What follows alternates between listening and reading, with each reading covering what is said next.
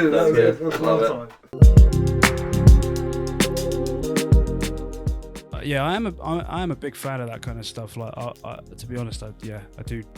I download a ton of like shouty stuff or chants off Splice. Yeah. Pitch them down, chuck reverb on, and always real nice thing to accentuate a strong beat with, rather than like a crash cymbal or something. Yeah. I like doing that kind of thing. I do that a lot in Head Down and Dark Sense of Humour and stuff like that. Sitting in the Dark has loads of layers. That's got a big track count of just weird sounds like that. I think that's what makes your production so special, is the weirdness, but done in a way where you don't hear it, you like feel it, which is exactly what you were saying about things that ear candy, where it's supposed to just add to the experience rather than be able to pick out one particular thing. It kind of builds in the compounding effect of those layers. I think Sitting in the Dark's one to look out for, particularly the bridge.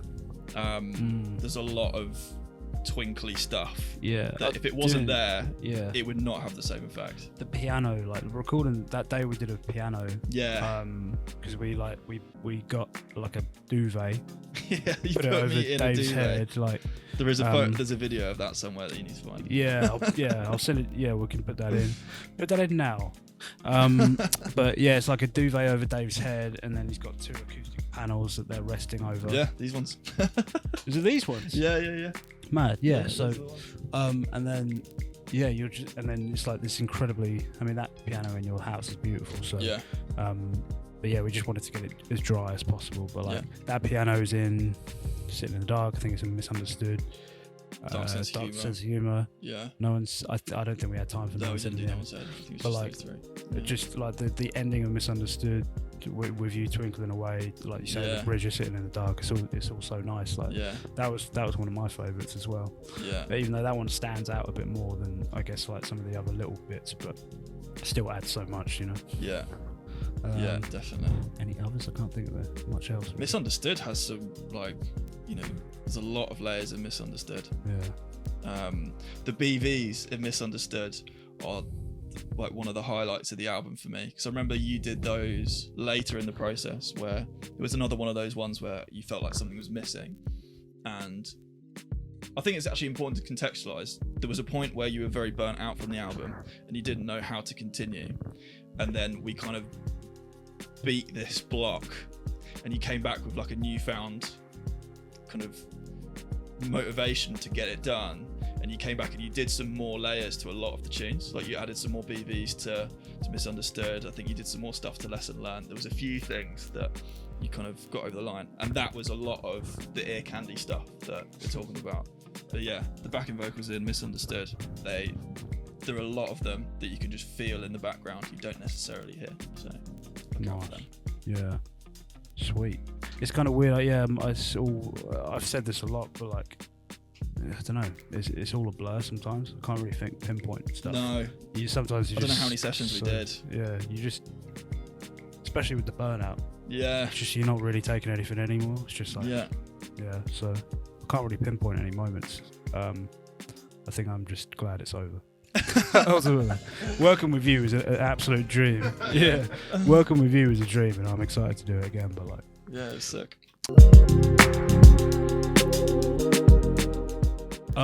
Sitting in the Dark currently. It's just very fun to play, and there's a lot of them that we haven't worked out yet. So maybe that answer will change. But like, we don't play many of this. I think we play maybe 4 of them live currently.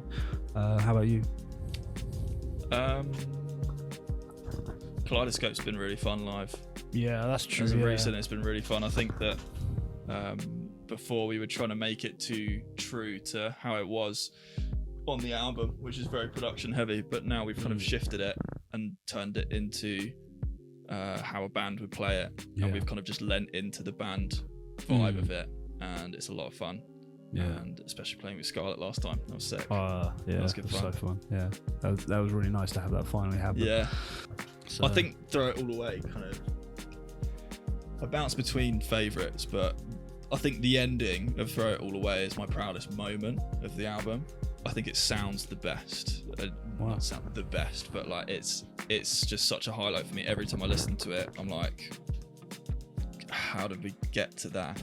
Because it did not sound like that from the demo. It was very that was very open-ended, and we'd need to do a session breakdown to really go through what we did, but I think it just encapsulates such a vibe in that ending sequence. Shout out James Gillingham for the drums at that point. Absolutely. Yeah. I got him to just play a bunch of drums at the BPM of the track, and I was like, I haven't figured out an ending, so what I'm gonna do is just cut up your drums, play some stuff. And he just did this sick purdy shuffle. Yeah. And I was like, right, there you go, that's it. Yeah, it was perfect. Well, it was an interesting one because the beat was so counter-intuitive, because obviously we recorded it on acoustic drums, but when I first produced it, the beat's more or less exactly how it was. It's a bit more techie now, but like, it was weird because the snares and the kicks were kind of reversed. It's almost like a reggae influence, because you get you get the kick on not the strong beat, but it's the other way around. You get the kick on the 2 and 4. I think so. It's like boom, boom, or whatever. I don't know. The kicks and the snares are weird, basically, in that tune, and it's counterproductive. So we had to do all the drums separately, and then I put them into place and stuff. So it's an interesting one like that. It's weird. I'm proud of that tune. I like the composition of it. I just don't like listening to it. Yeah. It's always gonna be different for you than it is for other people, Yeah. I don't know what it is, but I'm glad people like it. So maybe don't put in that I don't like it. maybe cut that out.